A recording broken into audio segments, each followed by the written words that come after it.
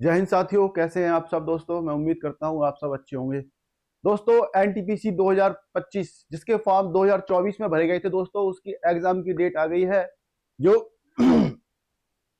सितंबर अक्टूबर में एनटीपीसी 2024 के फॉर्म भरे गए थे, जिसका एग्जाम शेड्यूल कर दिया है रेलवे की तरफ से। और दोस्तों, 5 से लेके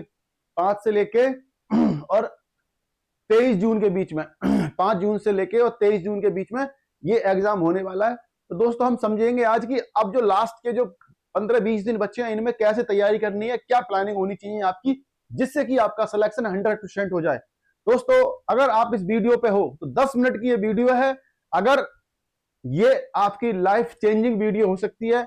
अगर आप इस वीडियो पे आ गए हैं तो बिल्कुल स्किप बिल्कुल ना करें दोस्तों, पूरी वीडियो देखें। और आपको मैं बताता हूं कि स्टेप बाय स्टेप कैसे तैयारी करनी है, कैसे कौन सी बुक पढ़नी है। तो दोस्तों, शुरू करते हैं। वैकेंसीज के बारे में तो दोस्तों आपको सबको पता ही है, कितनी किस पोस्ट की वैकेंसी है, तो उसमें बताने का कोई लॉजिक नहीं है, आप सब जानते हैं। हाँ, पेपर का पैटर्न कैसा रहता है दोस्तों, ये सब आपको पता है। इसमें क्या होता है दोस्तों, अच्छा ये हमारा ये टाइपिंग थोड़ा सा। दोस्तों, रीजनिंग के आने वाले हैं 30 सवाल। रीजनिंग के कितने आएंगे? 30 सवाल।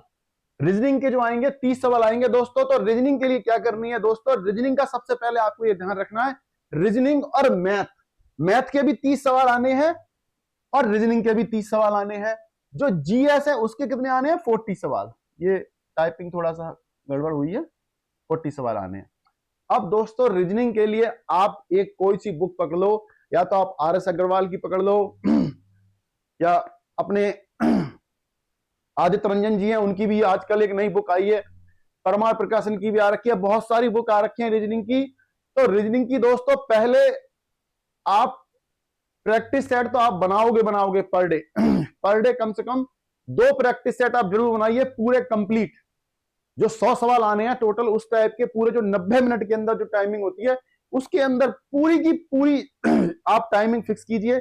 मोबाइल, सब कुछ, जितने भी डिस्ट्रैक्शन की चीजें हैं उनको सबको दूर छोड़ दीजिए, और अपनी स्टॉप वॉच या मोबाइल में स्टॉप वॉच लगाइए और मोबाइल को फ्लाइट मोड पर डालिए।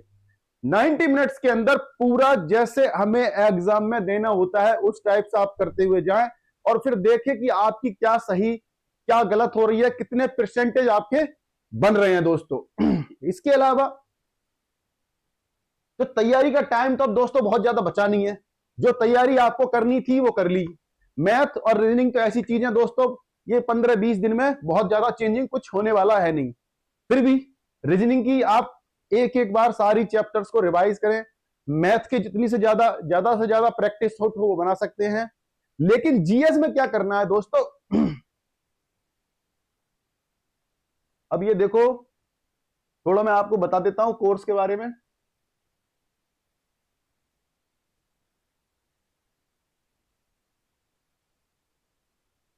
ये जनरल अवेयर जो जीएस का जो जीएस आने वाली है दोस्तों, उसमें क्या क्या रहता है हमारा, करंट इवेंट्स जितने भी, अभी ऑपरेशन सिंदूर हो गया, ये बहुत इंपॉर्टेंट पॉइंट हो गया है। अब आप देखो, ऑपरेशन सिंदूर से रिलेटेड जितने भी भारतीय सेना के S-400 हो गया दोस्तों, पिनाका हो गया, आकाश मिसाइल सिस्टम हो गया, और जो जो इक्विपमेंट्स भारत सरकार ने यूज किए हैं दोस्तों, वो सारे इंपोर्टेंट हो गए, उनको आपको बिल्कुल डीपली पढ़ना पड़ेगा।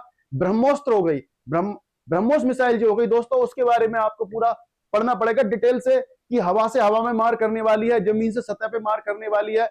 जो भारत के नेवी के जो है 4 पनडुब्बी है, अरिहंत है, अरिहंत है, और जो भारत के जो नौसेना के जो विमान भाग जहाज हैं, आईएनएस विक्रमादित्य और आईएनएस विक्रांत, इनके बारे में डिटेल आपको पूरा पढ़ना पड़ेगा, क्योंकि ये जो करंट का सीनरियो हो गया है और इससे रिलेटेड कुछ भी सवाल पूछे जा सकते हैं। इसके अलावा जो भारत सरकार ने जातिगत जनगणना की घोषणा की है दोस्तों, ये बहुत इंपॉर्टेंट टॉपिक हो गया है, इसको आपको बिल्कुल पढ़ना पड़ेगा, डीपली पढ़ना पड़ेगा।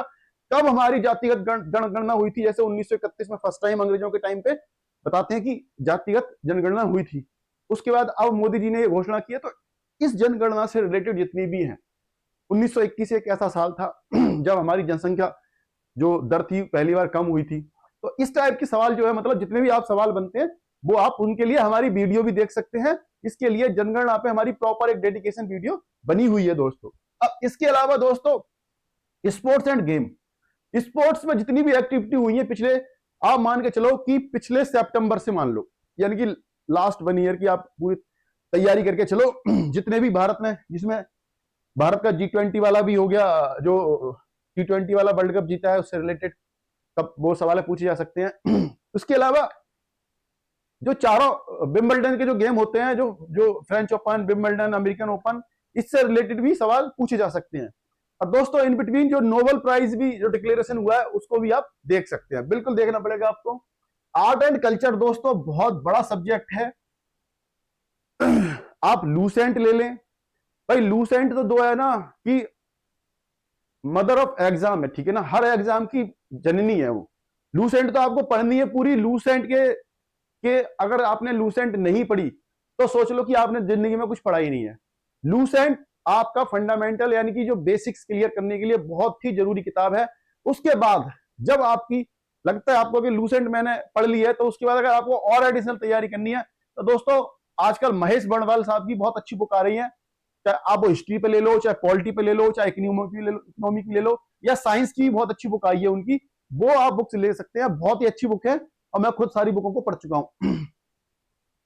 इंडिया लिटरेचर, अब देखो लिटरेचर से मतलब क्या है दोस्तों, एक तो प्राचीन भारत की बुक, प्राचीन भारत में जितनी बुक लिखी गई है ना, चाहे वो कालिदास ने लिखी है, कल्हण की राजतरंगिणी हो गई, या फिर और बहुत सारी बुक है जितनी भी है, चाहे राइटर्स हैं, या फिर वो महाकाव्य है, या फिर हमारी जैसे चरक संहिता, इस टाइप की जितनी भी बुक है वो हो गई एक तो।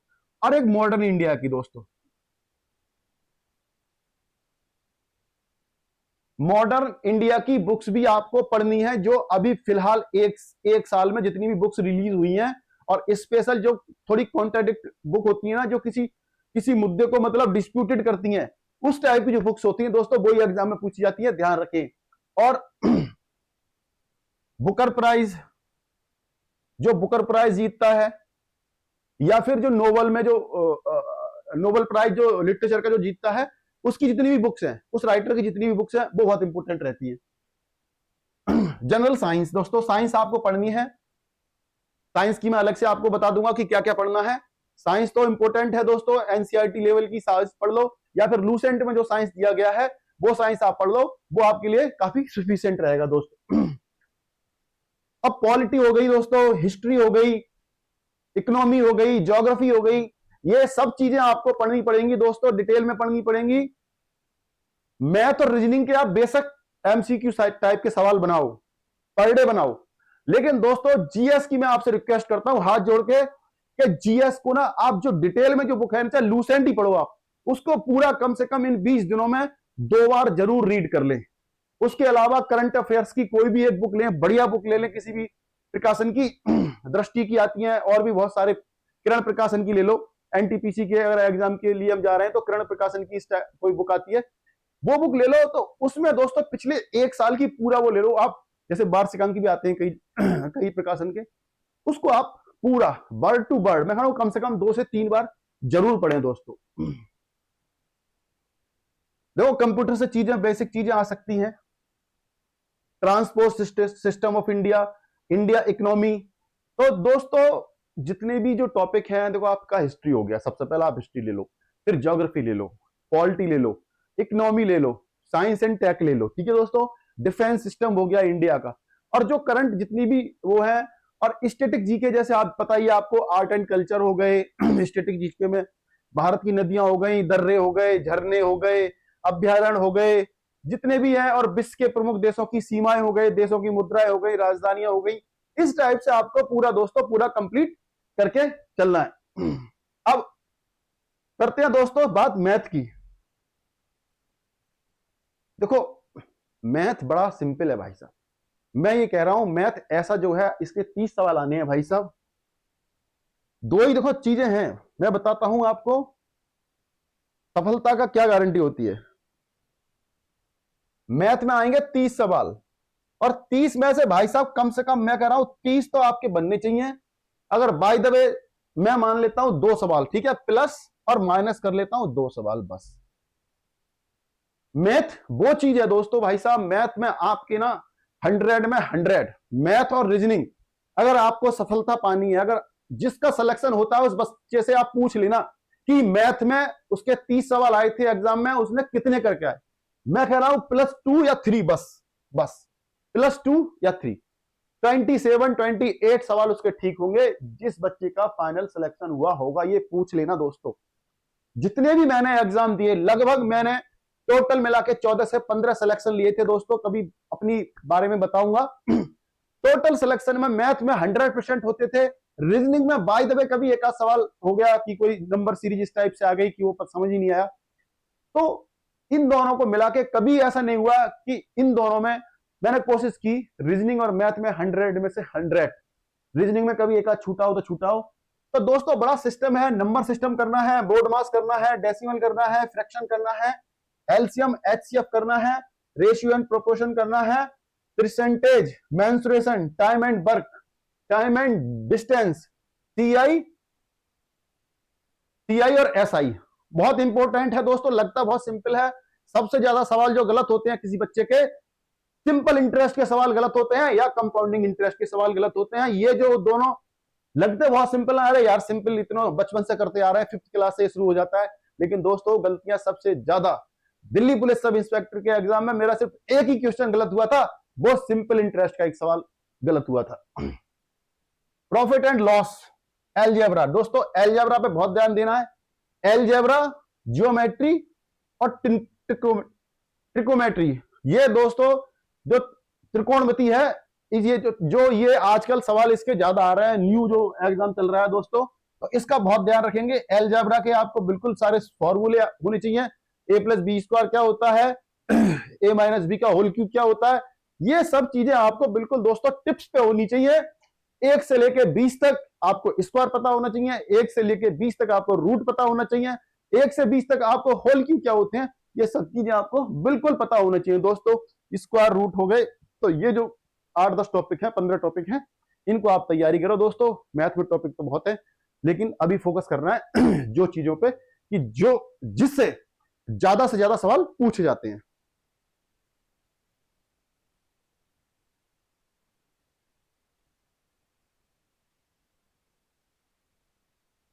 अब दोस्तों अगला टॉपिक आता है रीजनिंग के। रीजनिंग के आते हैं दोस्तों 30 सवाल। मैं ये कह रहा हूं अगर आपको सिलेक्शन लेना है 30 में से 30 अगर नहीं हुए, ये मान के चलो भाई साहब प्लस या माइनस कर दो 2 बस, ज्यादा से ज्यादा। जो बच्चे का फाइनल सिलेक्शन होना होगा वो उसको 28 27 ये सवाल तो करने ही होंगे, अदरवाइज सोच लो कि आपका सिलेक्शन होगा ही नहीं भाई साहब। समझे क्यों? क्योंकि जो जीएस का जो पोर्शन है ना, जीएस वाला पोर्शन आपके आने हैं 40 सवाल, और 40 सवाल में मैं गारंटी दे रहा हूं ऐसा कोई सा बच्चा नहीं होगा जो 40 सवाल करके आ जाए पूरी का पूरे। दोस्तों जो जीएस है उसमें ±10%, 10% का मतलब बहुत बड़ा अंतर डाल देता है भाई साहब। एक बार लेते हैं हम जीएस वाला दोबारा देखते हैं।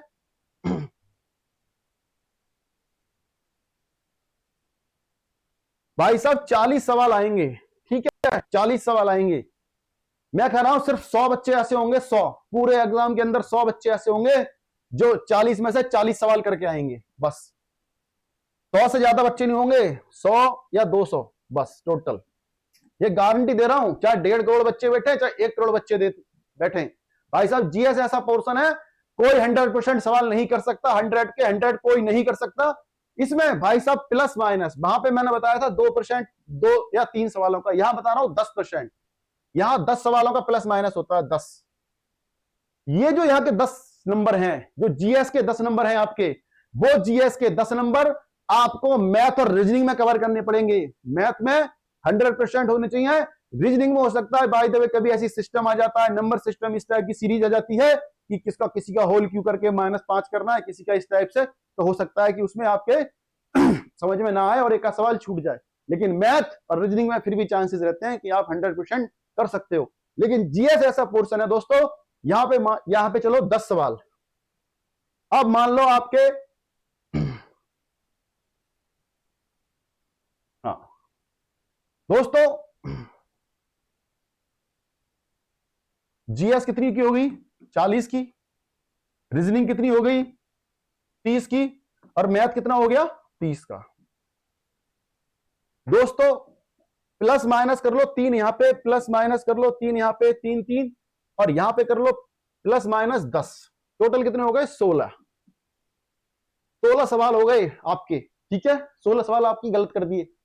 टोटल कितना हो गया, 100 में से 16 गए 8, 16 गए तो 84, यानी कि 84% आपकी मार्किंग होगी। 84% का मतलब यह है दोस्तों कि आपके 50-50% चांस है। मैं कह रहा हूं 90 प्लस चाहिए भाई साहब, प्लस 90 सिलेक्शन लेना है ना, तो कितना चाहिए 90%, 90% प्लस, 90% प्लस आपको नंबर लाने पड़ेंगे। तो दोस्तों जीएस, जीएस का कोई कुछ नहीं कर सकता भाई, मैं बता दे रहा हूं, जीएस का कोई कुछ नहीं कर सकता, कितना भी पढ़ लो फिर भी आपके 1-2 सवाल जरूर खराब गलत होंगे या तो या छूट जाएंगे। तो भाई जीएस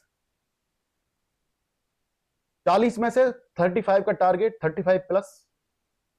रीजनिंग 29 मान के चलो भाई साहब, सिर्फ एक नंबर का आपको चांसेस है कि एक सवाल आप कर पाओ, 2 कर लो चलो ठीक है 28। मैथ में भाई, मैथ में मैं बोलूंगा आपको कि बिल्कुल कोई टॉलरेंस नहीं है, मैथ में ऐसा कोई सवाल ही नहीं है कि जो ना बने। हो सकता है टाइम टेकिंग हो, कोई सवाल ऐसा हो सकता है, लेकिन रीजनिंग के इसमें जीएस के यार 40 सवाल आ रहे हैं, तो आपको टाइम बहुत मिलेगा, 90 मिनट है, बहुत आराम से पेपर बनेगा। तो भाई साहब मैं मान के चलता हूं, अब आप ये देखो आपके हो गए कितने बैठे 93,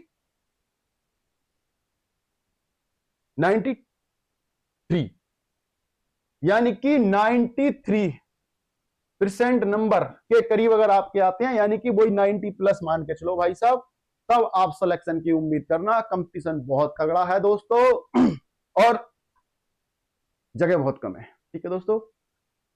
तो दोस्तों मुझे उम्मीद है कि आपको वीडियो थोड़ी पसंद आई होगी, कुछ आपके कॉन्सेप्ट क्लियर हुए होंगे। अगर आपका कोई डाउट है दोस्तों तो कमेंट में बताएं, और दोस्तों अगर वीडियो हमारी आपको पसंद आ रही है तो दोस्तों अपने दोस्तों के साथ शेयर करें और वीडियो को ज्यादा से ज्यादा लाइक करें। और दोस्तों इसकी जो नेक्स्ट वीडियो आ रही है उसमें हम इसकी प्रॉपर बुक बताने वाले हैं आपको, कि उन बुक से आप शॉर्ट टर्म में अच्छी तैयारी कैसे कर सकते हैं। तो दोस्तों आज की वीडियो में सिर्फ इतना ही। जय हिंद।